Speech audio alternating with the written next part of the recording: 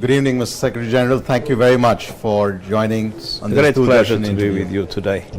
It's great to have you here in India. You've had an intense schedule, but one part of it has been this visit to this solar-powered village that you've just visited. India has some of the world's largest renewable energy deployment and targets. Mr. Secretary General, from what you've seen, what do you think is the lesson or the message that India's energy transition can be for the rest of the world? Well, I think there are two dimensions. First of all, the gigantic project of India, 500 gigawatts of solar energy, of renewable energy, which is a very important contribution to climate action. And second, in the village I visited, close to the Temple of Sun, and there is a very symbolic nature of this visit, it is not only the investment made by the government, is the way the community came together. So you have villages in which every house has some solar panels, in which there is a link between the use of clean energy and the well-being of the families and of the community, the way the school works much better, the way people have more money to spend on other things or to create their savings. And so it's a remarkable project of inclusivity and solidarity, which means very much in line with what the UN has presented in its Agenda 2030, the so-called Sustainable Development Goals, aiming to eradicate poverty, aiming to improve the living conditions of everybody everywhere. And so there is an exceptionally relevant contribution to climate action, to defeat climate change, but there is a sense of community, solidarity, inclusivity that is a lesson for the world. Well, as this energy transition comes closer to the people, we also have to bring countries closer to each other. Mr. Secretary General, a lot of this energy transition will unfold in the developing world, and yet a lot of the capital sits in the developed world. What, in your opinion, is a way to bridge the global north and the south? I think we have two things that are needed. First, developed countries must understand that developing countries have the right to demand that what was promised in Paris is delivered. That means the $100 billion per year to support developing countries. That means a much stronger support to adaptation, to build resilience, because the effects of climate change are already there. And that means to seriously discuss loss and damage. Loss and damage is a reality, and we need to find ways in which responsibilities are assumed and in which it's possible to support the countries that are in a more dramatic situation to be able to support their populations in this growing impact of climate change that is devastating communities, societies and economies. So these are things that I hope in the COP developed countries should be able to respond to what it is the legitimate requests of developing countries. But that doesn't solve the problem. The essential problem is that we are increasing our emissions. And we are increasing our emissions, and we need to reverse this trend. And to reverse this trend, we need a pact within the G20. And the Indian presidency of the G20, together afterwards with the president of Brazil, now the Indonesia, and afterwards South Africa, 4 large developing countries presiding the G20. It's the moment for a pact between developed countries and the emerging economies that today, because of their industrial development, are also large emitters, and a pact that requires a massive transfer of financial resources and technology from the developed world to the emerging economies, and an additional effort on both sides to reduce emissions.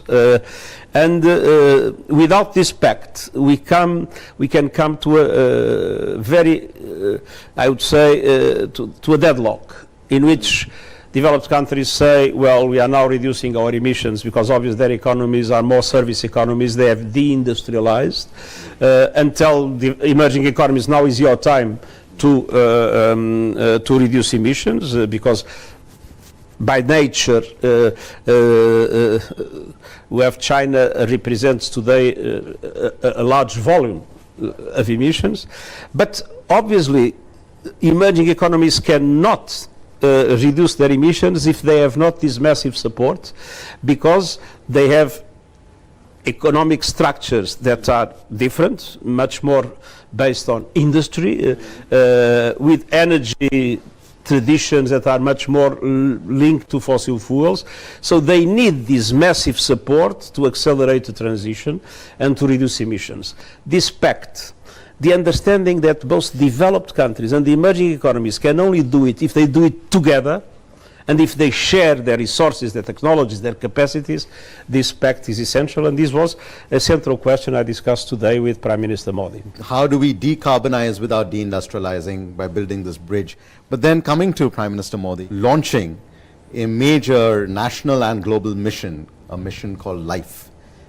Please tell us a little bit more about what your takeaway message is from this lifestyle for environment. No, it's very clear. I mean, governments, companies, cities have their role to play, but if each one of us do not understand that we need to also make peace with nature, that we need to reduce our carbon footprint, that we need to have a lifestyle that is compatible with the sustainable society and the sustainable economy, each one of us has a role to play. And this initiative of Prime Minister Modi is mobilizing all citizens from all over the world to understand that they have a role to play by themselves, and at the same time they need to be able to ask their governments, their cities, the companies where they work or with which they are in contact, to also deliver in relation to the needs to eliminate the three most dramatic gaps we are facing at the present moment: the pollution crisis, the biodiversity loss, and the climate change. In fact, you've talked about these three planetary crises. So there would be cynics who would say, but these are planetary crises. What would individual lifestyle changes really do? Could you reflect a little bit? How do we take this message out to the world? One thing is clear. We are consuming much more than what the planet can produce. We are using 1.6 planets every year. This is not sustainable. And so we need to think about how we behave. What do we eat? How do we recycle things? How do we avoid waste? And we need to understand that without the individual behavior of each person being compatible with a sustainable society, there is not much governments can do to reduce pollution. Let's not forget, pollution kills in cities today in the world 7 million people per year. So, I mean, pollution is a killer. We need to understand, it's not just ugly. No, it's a killer. Biodiversity loss. We are losing a fantastic capital for the future. So many medicines that would be available and will probably never be available for basic needs of our populations because of the biodiversity loss. And of course, climate. We got the devastation we are seeing today in the world. So, I mean, we need to understand that we must make each one of us peace with nature, for the world to be able to respect the planet and to avoid the collapse that we all need to avoid. India is a young country. More than 60% of the population is less than 25, and you have promoted a lot the voices of the youth in fighting these planetary crises. Could you reflect a little bit about what would be the role of the youth in promoting sustainable lifestyles and the energy transition? Well, first of all, the youth knows that when they will become adults, they will suffer the consequences of what we are not able to do now. So the youth has a fundamental vested interest in making sure that we respect the environment, that we fight climate change, that we preserve biodiversity in the world. And second, in all our societies, participation of the youth is very important. In all our societies, we have mechanisms in which the youth is consulted for this or for that. But the youth is not yet participating in the decision-making processes that lead to the options that are made that will dramatically impact their lives much more than mine. And so we need, at the UN, and we are making reforms in this sense, but at each country level, and some countries are quite advanced in this regard, to create some institutional mechanisms to allow for the youth to have a voice in the way decisions are taken and in the way the future is planned.